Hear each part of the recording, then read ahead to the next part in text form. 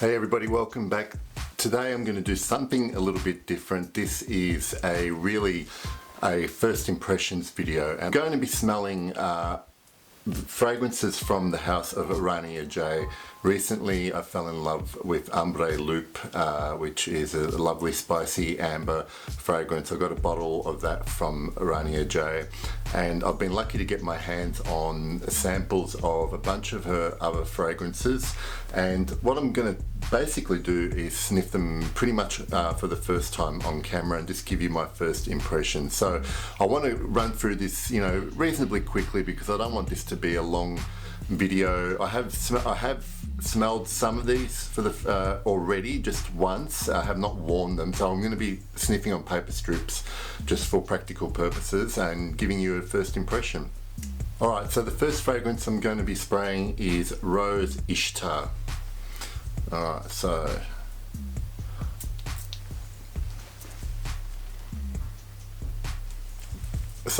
what I'm getting here immediately is a really gorgeous, really jammy rose. It's actually quite jammy rose. So when I describe a jammy rose, it's got a bit of syrupy sweetness to it. It's actually it's a really lovely scent. This type of rose for me is just a touch too feminine. I'm trying to pick up what else is in here. There's definitely an opening that's a bit brighter and probably a little bit citric. There is probably some citrus I'm picking up in the opening, but then it seems to round off very quickly, and just this lovely, delicious rose scent. And I'm not picking up too much else off this strip. I'm just going to spray a bit more. Definitely that opening is fantastic. I'd be interested to test this on skin as well.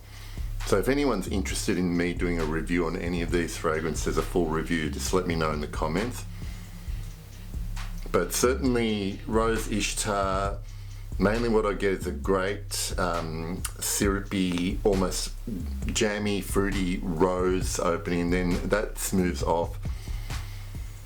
And it's just delicious. It's a touch feminine for me to wear, but any rose lovers, I think definitely this would be worth sampling.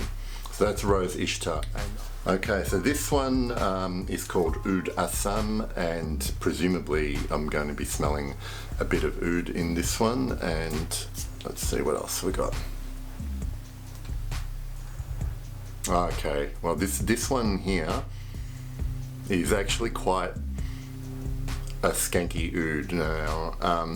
It's pretty animalic opening.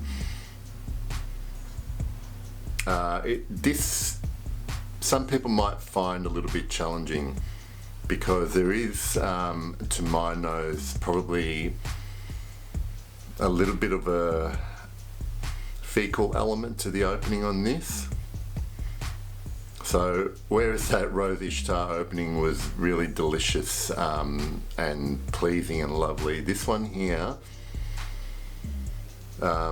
is a little bit challenging, and this one here is one I'd probably need to test on skin to see what it develops like. But on paper, although there are people who love these type of scents, this is probably not for the faint-hearted beginner to try a full wearing of.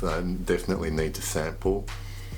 But again, these smell like they're quality ingredients you use. It doesn't smell, there's no impression of being anything synthetic in here, but this is dominated by a pretty dirty oud. Okay, so the next one is Lavande 44.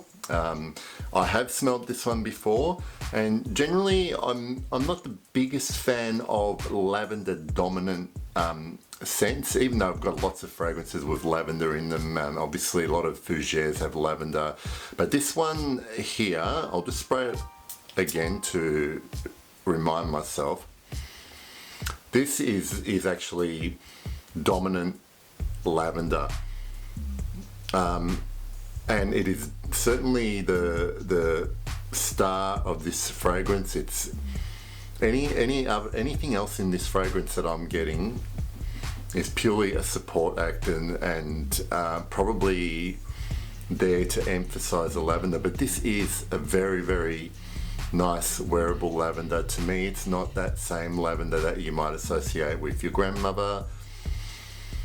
It's very clean.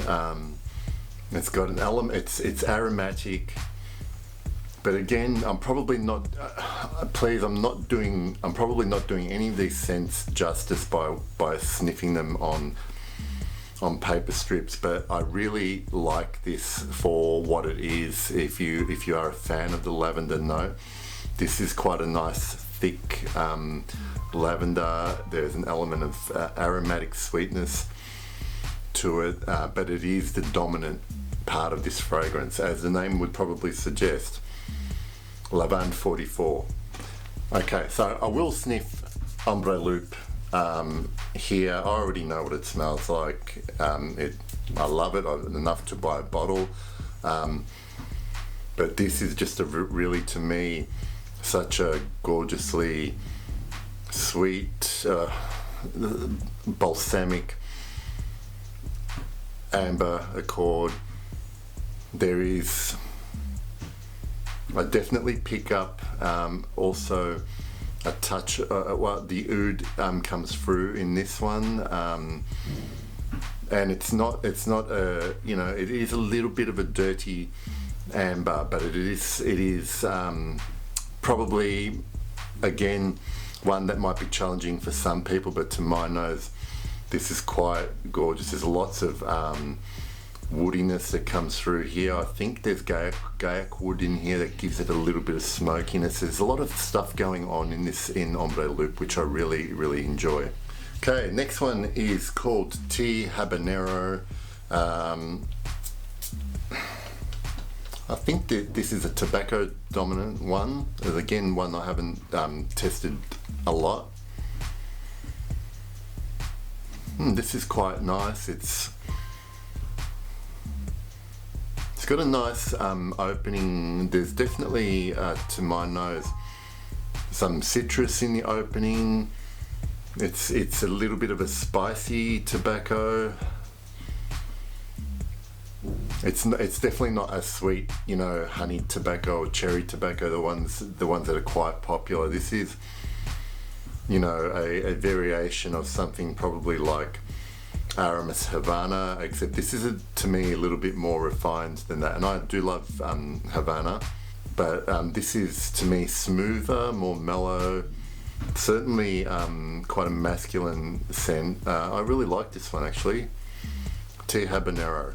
Alright, and the last one that I have a sample of is Cuir Andalou. Going by the name, I'm guessing this is a leather,